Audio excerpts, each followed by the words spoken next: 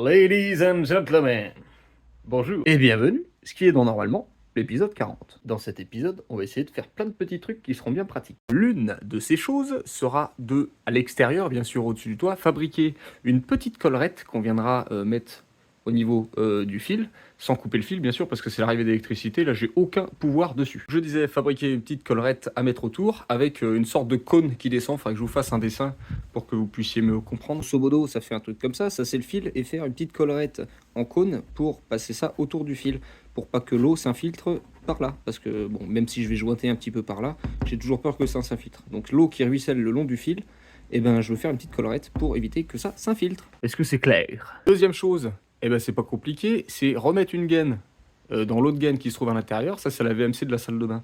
La remonter dans un tuyau PVC jusqu'en haut et la faire sortir sur le toit. Et puis j'ai acheté un chapeau de toit, ça coûte la peau du cul. Mais comme j'en ai acheté un, eh ben je vais le mettre. Oui, parce que sinon je l'aurais pas acheté.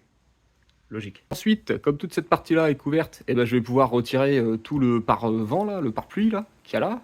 Et sachant que je voudrais récupérer au moins les 2 plaques de verre qu'il y a là. Donc il faudrait que je fasse ça délicatement. Et ça, c'est pas gagné. Puis après, je viendrai tailler tous les morceaux de ferraille pour pouvoir l'enlever, puisqu'il ne sert plus à grand chose. Et si dans cet épisode il nous reste un peu de temps, on viendra couler du béton tout le long du pignon. Parce que ouais, je l'ai pas encore fait. Un peu la flemme, et puis de toute façon le temps ne s'y prête pas. Alors autant étonnamment que ça puisse paraître, j'ai pas trouvé de trucs spéciaux, je sais pas comment ça pourrait s'appeler, de joints d'étanchéité pour les fils qui vont tout droit dans un toit ou des choses comme ça, parce que normalement, à mon avis, il doit pas y avoir ce genre de problème. Mais là, comme je le fais après, le problème se présente. Et j'ai rien trouvé dans les magasins, j'ai rien trouvé non plus sur internet. Après, j'ai peut-être mal cherché. Pour m'aider à faire ça, la seule chose que je me suis acheté, c'est des petits colliers de serrage comme ça, qu'on se sert normalement pour la plomberie. Et bien moi, je vais m'en servir pour ça, pour tout bien serrer correctement. J'ai aussi du silicone noir, et je sais que j'ai un bout de plastique qui traîne dans mon bordel là-bas, il faudrait que je mette la main dessus, et que je commence à couper. Alors, où est-ce que tu te caches? Ah, trouvé! Je viens de me rendre compte en regardant mon bout de plastique qui était trempé, que le mur, il a absorbé pas mal de flotte quand même cet hiver. Il faudrait pas qu'il tombe sur la gueule. Bon, enfin bref, on verra ça plus tard. On peut voir que j'ai déjà tracé le cercle. Faut pas que ça soit un truc trop grand non plus, parce qu'il faut pas que ça soit moche au-dessus du toit. Enfin, je dis ça, mais c'est moi qui le fais, donc je sais même pas comment ça va être.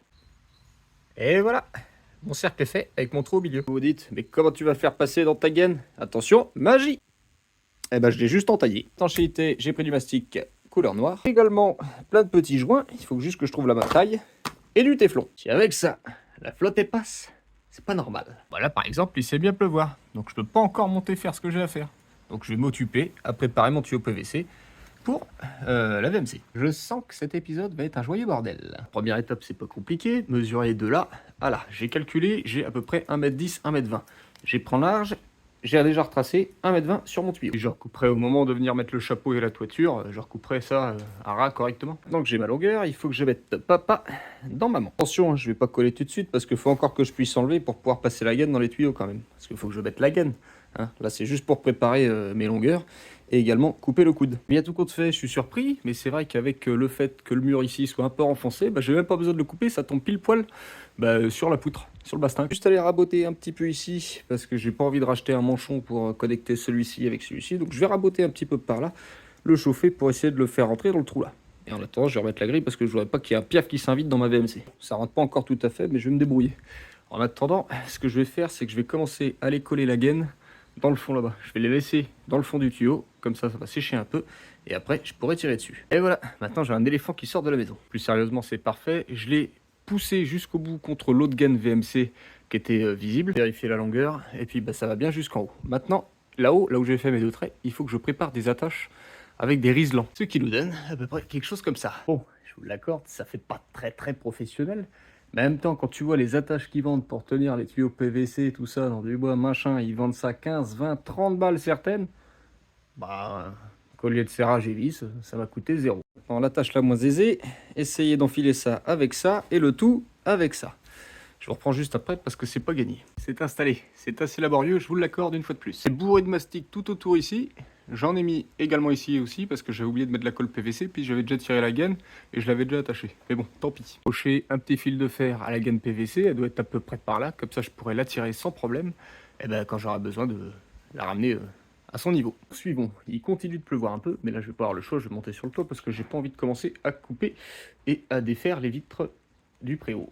Ah ouais, et comme il pleut, j'ai oublié de vous dire avant, j'avais un petit bocal en plastique qui traînait, pile poil la dimension du diamètre 100, impeccable. Ça, l'eau ne rentre pas, pour une fois. Bon, eh bien, vous m'excuserez, mais vous comprenez qu'avec la flotte, j'ai pas pu filmer exactement tout ce que je faisais.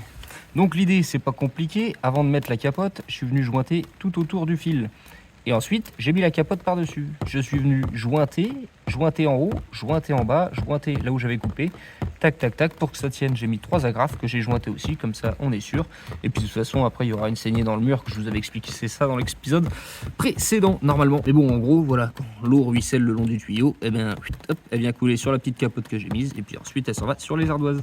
Et c'est très pratique, ce petit silicone noir. Ça fait très discret, ça fait un peu goudron, j'aime bien. En revanche, quand vous l'utilisez, mettez des gants, hein, parce que le noir, ça va sous les ongles, ça fait cracra. Heureusement qu'il faut que je les coupe, ceux-là. Enfin bref. Maintenant, on va enlever le préau. Je vais commencer par enlever celle-ci. Comme elle est cassée, je suis pas sûr de la garder. Et comme ça, je vais pouvoir savoir à quoi m'attendre. Et puis après, on fera les autres. Et moi je suis venu gratter tous les joints avec le burin. Je suis venu couper au cutter tout le silicone qu'il y avait le long du mur. Je suis venu avec une pince tordre un petit peu ce morceau de ferraille. Et puis je l'ai enlevé tout simplement. Ça s'est fait nickel chrome. Franchement, je m'attendais à un pire que ça. La deuxième, elle est enlevée aussi. C'est pas sans mal parce qu'elle s'est cassée. Dommage. Et la troisième, c'est ciao. Celle-ci, elle est entière. Hein. J'en ai pas fait 1000 morceaux, quoi. Et maintenant, il faut que j'amène la meuleuse, la rallonge, je la branche et que je coupe. Voilà.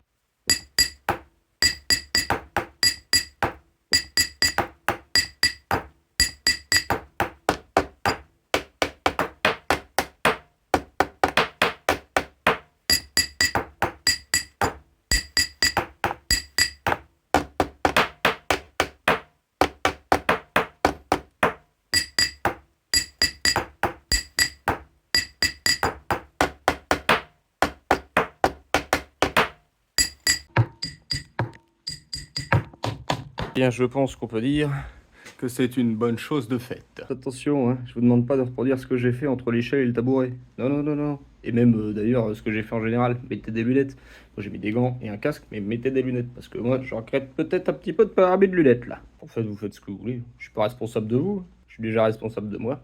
C'est déjà pas mal. On peut dire que c'était plutôt rapide. Je m'attendais vraiment à que ça soit un peu plus chiant. Mais malgré le fait que c'était rapide, on est déjà à 8 minutes de vidéo, presque, et je vais pas avoir le temps, dans cet épisode, de couler le béton. Donc ce que je ferai, c'est que je le ferai en off, comme j'avais dit que je le ferais à la base. Et puis, comme d'habitude, moi je vous dis à la semaine prochaine, en vous souhaitant...